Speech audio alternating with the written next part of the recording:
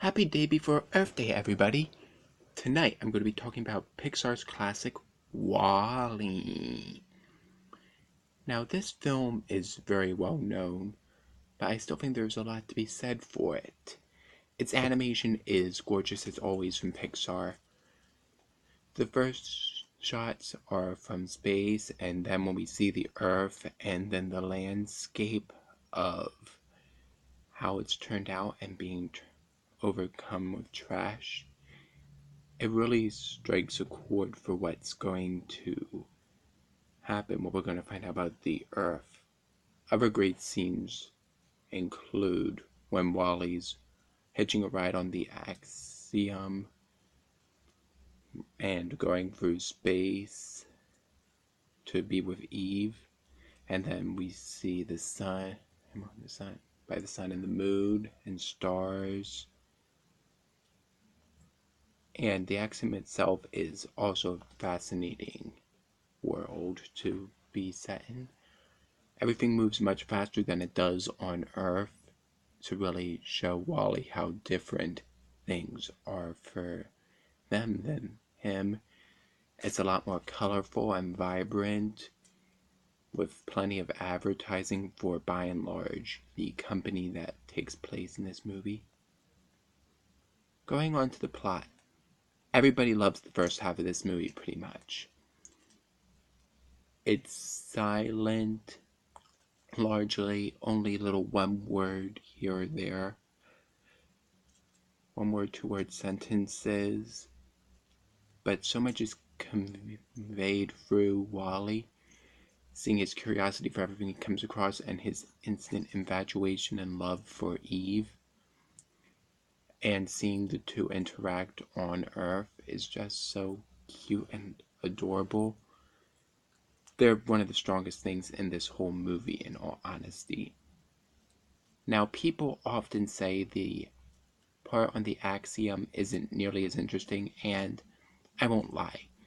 The first half is far more interesting than the second. But there still is plenty to be liked within the second half. I think that there's really strong messages here. We see by and large as a major company throughout the movie. They're the ones that finance the Axiom, and they're providing plenty of services. But at the same time, they aren't doing the humans on the ship any favors. We see babies being brainwashed by robots saying, A is for Axiom, your home sweet home. B is for by and large your very best friend. They don't want people to walk or have to do more than is necessary in their eyes. So they make it all automated. And it shows how these people have no idea how to do anything. They have no idea how to interact with other people. The captain can't even read a book. He thinks it's called Manuel instead of Manual, which is some great comedy, but then also sad with the idea of it.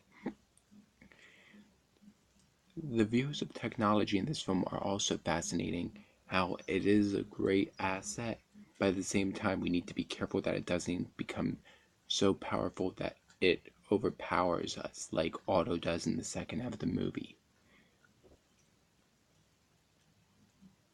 The characters are also very unique, and I find this to be the best way to express a character through very limited dialogue.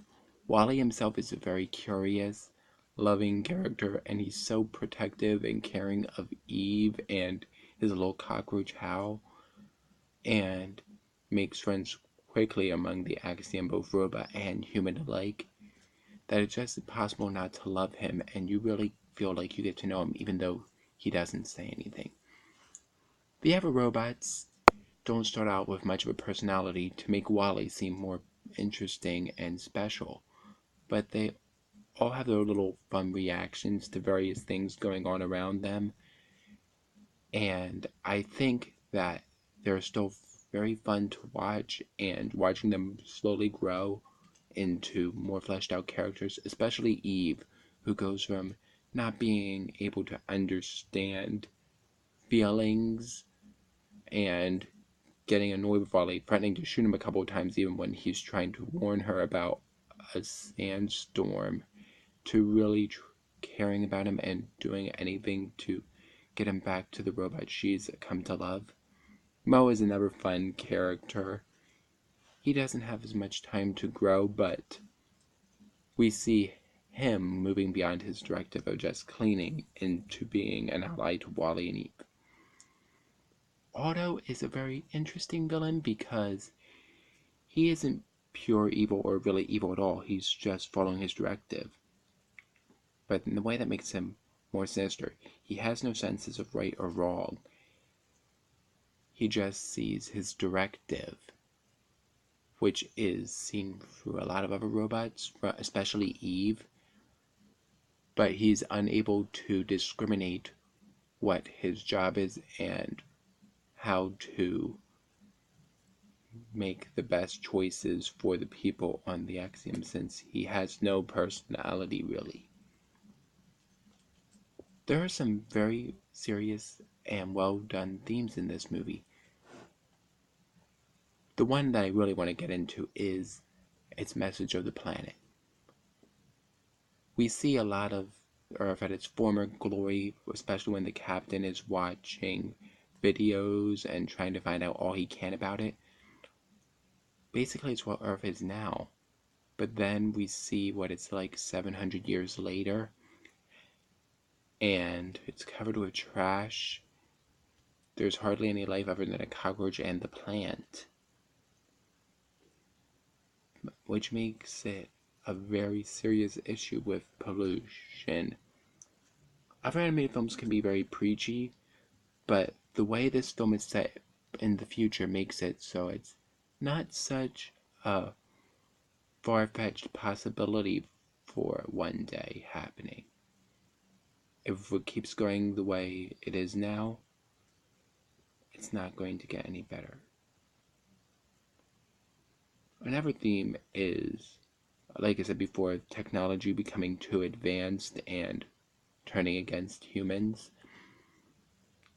as well as questions of whether it's better to live in safety when it means nothing, or take a risk and have a life that's worth having.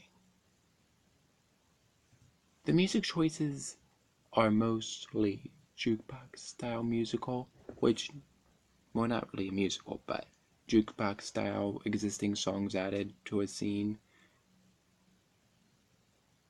But at the same time, I think it's actually done well in this movie. It fits well with Wally's character of loving musicals like Hello Dolly, and then we hear some a Louis Armstrong song. Oftentimes in animated films, I feel it's really annoying when a musical number that isn't original starts playing over a scene, but in this film, it really works. The relationship between Eve and Wally is just so heartwarming to watch, and I think it's so impressive how much they can do with basically no dialogue and just expressions from characters that even have very limited facial movements. But you get their emotions, you believe them. Pixar manages to make so many characters that you feel for, and this is probably one of the prime examples of it. To conclude, I think WALL-E is a visually stunning, well executed movie with great characters and a very important message about the environment and possibilities in the future. It may not have as dark a view as some futuristic movies, and I do believe some of the things could be useful, like some of the types of robots, but it shows a clear idea of what could happen in the future if we're not careful. So, question for the day. What animated film do you think best has a strong environmental message? And as always, please leave any possible suggestions for an animated film you want me to review in the comment section below. Until then, See you later, guys.